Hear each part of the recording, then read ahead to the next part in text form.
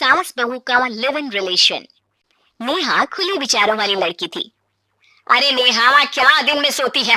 ससुराल में ऐसा नहीं चलेगा, वहां तो काम करना पड़ेगा। काम जितना काम होगा कर लूंगी माँ, पर अगर कोई ये कहे कि सारा आराम छोड़कर सिर्फ काम ही करना है तो ना भी ना, मुझे नहीं करनी शादी। अरे कैसी बात कर रही हूँ? अच्छा चलो जाकर नहा लो, मैं नाश्ता लगा देती हूँ, फिर तुम्हें कॉलेज भी तो जाना है। नेहा कॉलेज के लिए निकल जाती है। वो सोचने लगती है कि ससुराल में वो कैसे मैनेज करेगी।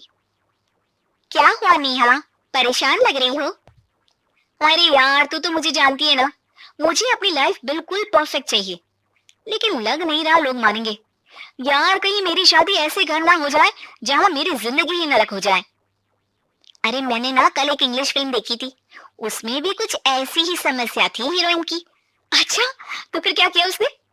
उसने तो अपने होने वाले पति से साफ साफ कह दिया कि वो पहले उसके घर कुछ दिन तक बिना शादी के रह कर देखेगी, और अगर ठीक लगा तो ठीक, वरना तेरे मेरे रास्ते अलग। अरे हाँ यार, ये तो बिल्कुल सही आइडिया दे रही है तू मुझे। चल मैं तो चली, थैंक्स यार, तूने मेरी प्रॉब्लम सॉल्व कर दी। ये बोलकर नेहा खुशी खुशी वहां से निकल जाती है, लेकिन पीछे से उसकी सहेली कहती है, अरे नेहा, नहीं नहीं कुछ नहीं सुनना मुझे। ये बोलकर वो वहां से चली जाती है। हे भगवान, पूरी बात सुने बिना ही चली गई। अरे वो तो विदेशी फिल्म थी, वहां सब चलता है, लेकिन ये तो भारत है, सभ्यता और संस्कारों वाला देश, जहाँ शादी से पहले लड़की को ससुराल में नहीं रखा जाता। खैर, नेहा मस्त होकर घर आती है। नेहा, कल तुझे लड़के वाले देखने आने वाले हैं, और हाँ, इस बार कोई बहाना नहीं चलेगा।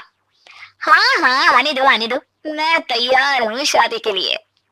अगले दिन लड़के वाले आते हैं, जहाँ लड़का कहता है, मुझे अकेले में लड़के से कुछ पूछना है। हाँ हाँ, क्यों नहीं बेटा, जाओ नेहा, घर तो दिखा दो इन्हें। नेहा भी खुश हो जाती है कि उसे मौका मिल गया है लड़के से अपनी शर्त रखने का। देखो, मुझे ना शादी से बहुत डर लगता है, पता नहीं कैसी लड़की आए, तालमेल बना पाए कि नहीं मेरे परिवार से। मैंने कई घरों में रोज का क्लेश होते देखा है। तुमने तो मेरे दिल की बात कर दी। मैं भी यही सोच रही थी कि भाई सास तो अच्छी होनी चाहिए, पति सपोर्ट करे ना करे, रहना तो पूरे दिन सास के साथ है। लेकिन मेरे पास ना इसके लिए बहुत अच्छा आइडिया है। अच्छा, कैसा आइडिया? क्यों ना शादी के पहले मैं कुछ दिनों तक तुम्हारे घर आकर रह लूं, तुम लोग मुझे समझ लेना, मैं तुम लोगों को समझ लूंगी, ठीक लगा तो शादी, वरना टाटा बाय बाय। क्यों? लड़के को नेहा की बात में दम लगता है, वो घर के सभी लोगों के सामने नेहा की बात रखता है। अरे पागल हो गई है क्या? ये कैसी शर्त है? अरे शादी से पहले मैं क्यों तुझे किसी और के घर भेजूंगी रहने? अरे लड़की के ख्याल तो 20 साल आगे के हैं, इतनी भी खुले विचारों वाली लड़की नहीं चाहिए हमें। अरे माँ, क्या बुरा और गलत बोल रही है ये? रहना तो हम दोनों का है ना, कल को कोई परेशानी आई तो तुम सब तो ये बोलकर निकल जाओगे कि जिंदगी तुम लोगों को ही निभानी है, तुम लोगों को जो करना है करो। तब क्या करूंगा बताओ? सबके समझाने पर वो लोग मान जाते हैं। वाह, मैं 2-3 दिनों में पैकिंग कर लूंगी, तो आकर मुझे ले जाना। और नेहा पहुंच जाती है विशाल के घर। आओ, ये रहा तुम्हारा कमरा। इस घर में तुम एज ए गेस्ट रहो, लेकिन माँ तुम्हें बहू की तरह ही ट्रीट करेंगे, और तुम भी उन्हें सास की तरह ही रखना। बस फिर क्या था, शुरू हो जाता है लिव इन सास बहू का ड्रामा। अरे चाय तो बना दे बहू। जी सासू माँ, अभी लाई।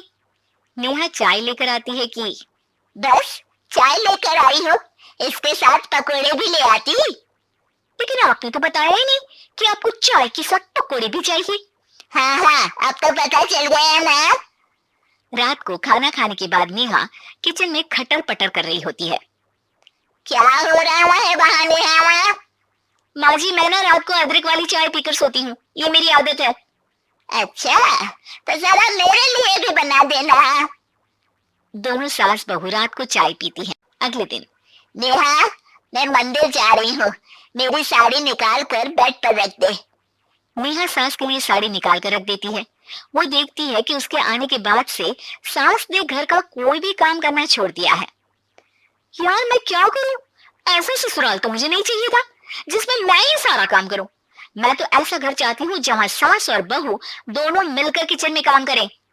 हे भगवान, रात को चाय पी ली, पेट में गैस बन गई, अब तो चला भी नहीं जा रहा है। मुझे तो ऐसी बहू चाहिए जो हेल्थ के प्रति कॉन्शियस हो, क्योंकि वो ठीक रहेगी तभी तो मैं ठीक रहूंगी। दोनों समझ जाती हैं कि वो लोग एक दूसरे के लिए नहीं बने हैं। अगले दिन, नेहा जरा चाय तो ले आना। नेहा चाय के साथ चिला भी बनाकर ले आती है। सांस खा पीकर सो जाती है।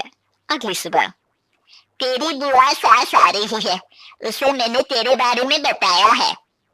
तभी वहां गंवार से एक महिला आ जाती है। चलो यहाँ से निकलो, कुछ नहीं है खाने के लिए, जाओ। ए नेहा, तमीज से बात करो, ये मेरी नाना वादियानी आशीष की बुआ है। हाय रे भैया, इतनी अकड़ वाली लड़की, अरे यही है ना जो शादी से पहले ही आकर बस गई है यहाँ पर। बस नहीं गई हूँ, बसना है या नहीं ये डिसाइड करने आई थी, लेकिन इन लोगों के रिश्तेदार इतने गंवार हैं, तो मैं तो ना कर रही इस घर में शादी। और भाभी, और क्या कमी थी हमारे आशीष में जो आपने ऐसी लड़की की शर्तों को मान लिया? अरे वो तो आशीष के कहने पर मैं झुक गई, वरना ऐसी लड़की को तो मैं घर में घुसने भी ना दूं। हेलो, ऐसी लड़की कैसी लड़की? हाँ, बिना समझे बुझे शादी कर लो। अब तो समझ गई ना कि हम लोग गांव के हैं। भाभी को खाट पर सोना और रिश्तेदारों का गांव से आना जाना तो लगा ही रहना है इस घर में। हाँ हाँ, मैं तो किसी मॉडर्न घर में शादी करूंगी। ये बोलकर नेहा वहां से चली जाती है। अपने घर में आकर नेहा कहती है, ना माँ ना, लिव-इन में रहकर देख लिया, ये गांव के लोगों का कोई भरोसा नहीं है। खैर, नेहा की शादी एक मॉडर्न घर में हो जाती है, जहां सास कहती है, हे नेहा, मैं टेनिस खेलने जा रही हूँ, आओ तो जूस बना कर रखना, और हाँ, वॉलनट्स और ओट्स भी बना लेना। जी माँ। माँ मॉम बोलो darling, mom is old fashion. बेचारी नेहा सर पर हाथ रख लेती है। हे भगवान, ये सास तो सास ही होती है, गांव की हो या शहर की।